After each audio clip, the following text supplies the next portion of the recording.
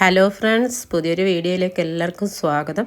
നമുക്ക് ഇപ്പോൾ ഏത്തപ്പഴമൊക്കെ നല്ല സുലഭമായിട്ട് കിട്ടുന്ന സമയമാണ്.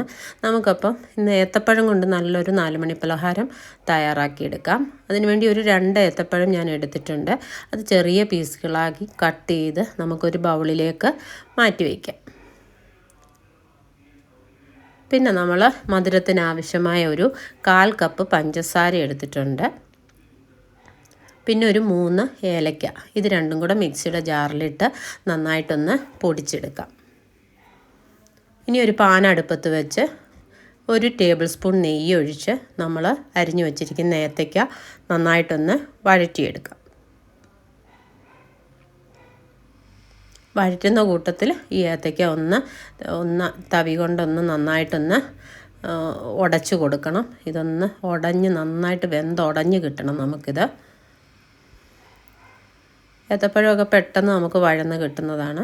അപ്പോൾ ഇടയ്ക്കിടയ്ക്ക് തവി വെച്ചിതൊന്ന് ഉടച്ചുകൂടി കൊടുക്കണം.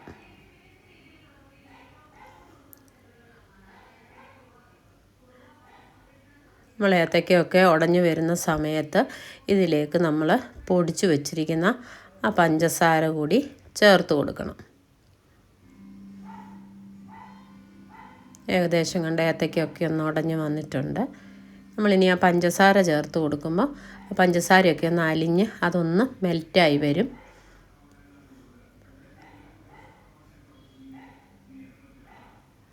ആ പഞ്ചസാരയും ഇതുമായിട്ടൊന്ന് അലിഞ്ഞ് വന്നതിന് ശേഷം പിന്നെ അതൊന്ന് സെറ്റായി കിട്ടും. ആ സമയം നമ്മൾ ഒരു 1/2 കപ്പ് തേങ്ങ ചിരകിയത് ഇതിലേക്ക് ചേർത്ത് കൊടുക്കാം.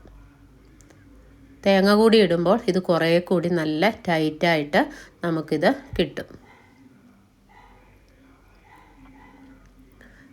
എല്ലാം നല്ലതായിട്ട് കുഴഞ്ഞ് കിട്ടിയിട്ടുണ്ട്. ഇനി നമുക്ക് അത് പാനിൽ നിന്ന് മാറ്റിയതിന് ശേഷം അതേ പാനിലേക്ക് ഒരു 1/4 കപ്പ് റവ, നെയ്യൊന്നും ചേർക്കേണ്ട ആവശ്യമില്ല. നമ്മൾ ഏത്തയ്ക്ക വഴറ്റാൻ ചേർത്ത് നെയ്യുടെ മയമൊക്കെ ഇത് കാണും.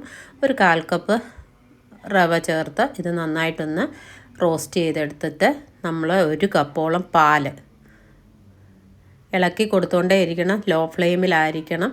പെട്ടെന്ന് ഈ റവ വെന്തൊന്ന് കൊഴുത്ത് പാലുമായിട്ട് ചേർന്നൊന്ന് കൊഴുത്ത് കിട്ടും.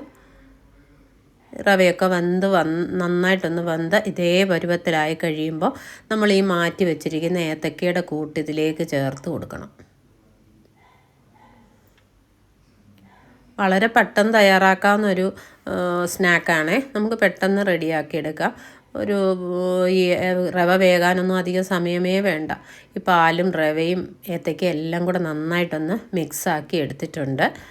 ഇനി അതൊരു ബൗളിലേക്ക് മാറ്റി നമുക്ക് കൈ പൊള്ളാത്ത രീതിയിൽ ഒന്ന് ആറി വരുന്ന സമയത്ത് നമുക്കൊന്ന് നന്നായിട്ടൊന്ന് കുഴച്ചെടുക്കാം.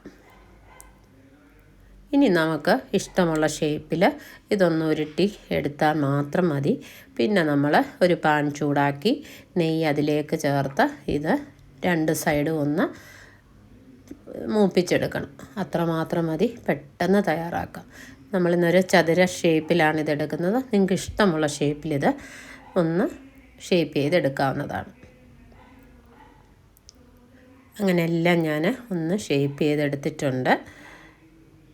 ഇനി നമുക്ക് പാൻ അടുപ്പത്ത് വെച്ച് ഇതൊന്ന് ചുട്ടെടുക്കുക മാത്രം മതി.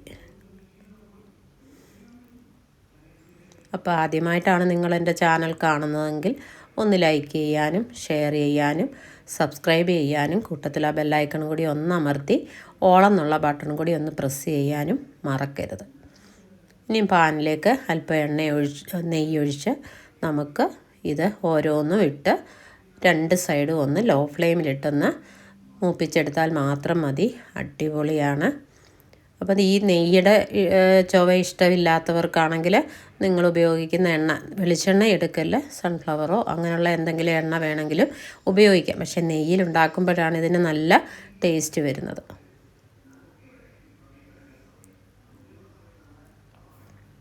അങ്ങനെ എല്ലാം ഞാനൊന്ന് ചുട്ടെടുത്തിട്ടുണ്ട്.